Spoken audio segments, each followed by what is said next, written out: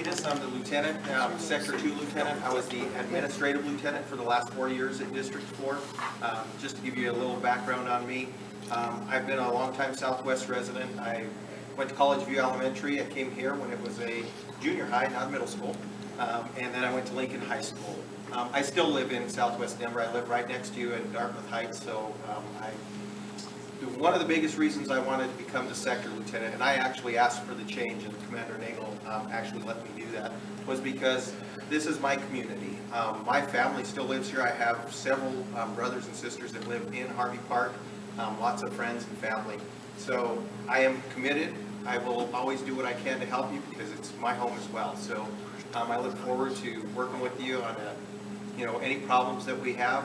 I've been doing that with Jeannie and Dana forever. And before I forget, I wish we could keep Jeannie for a lot longer. I know we have a couple of people here running for her seat, but she's been outstanding from the police department, from me personally, as someone, a constituent.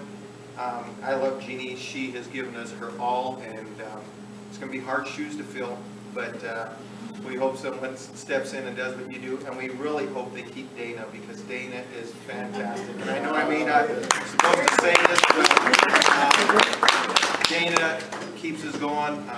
I get to live here, but I also work here, and I see what they do, and it is fantastic. So I hope we heed that. But again, as far as Harvey Park, I'll talk a little bit about some of the crime that we've been having here.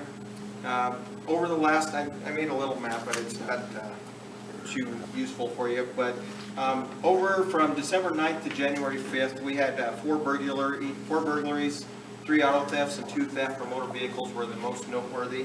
The burglaries that we're having, the pattern that we're seeing is they're going in through the back doors usually. A lot of times those have been open. Sometimes they'll kick them or force entry. Also, we have windows in the back.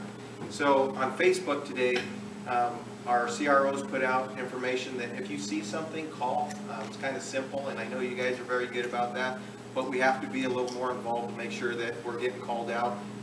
We can always check someone out. We treat them professionally, treat them with kindness, but if they're not there for the right reasons, then we want to catch them in the act of doing something wrong too. So talking to CRO Grove, we have one neighborhood meeting set up to try and get a new neighborhood watch going on one of them. I don't know if we have someone here that's doing that. We have 2 others scheduled, and this is just for Harvey Park. So if your neighborhood is not active, or it's slipped down, or you need us to get back out to neighborhood watch, make sure we get some signs up, make sure we have an active community in your neighborhood, please let us know so that we can get that, because that really makes a big difference.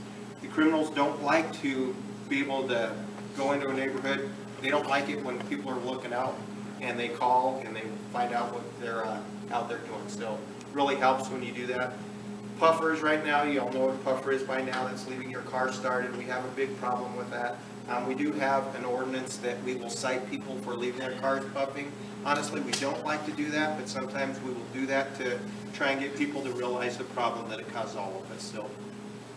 So, in conjunction with that, at the time that people are puffing, you folks are busy with traffic things and so forth early in the morning. yes. So you probably don't have somebody who can get around there real quick to catch them.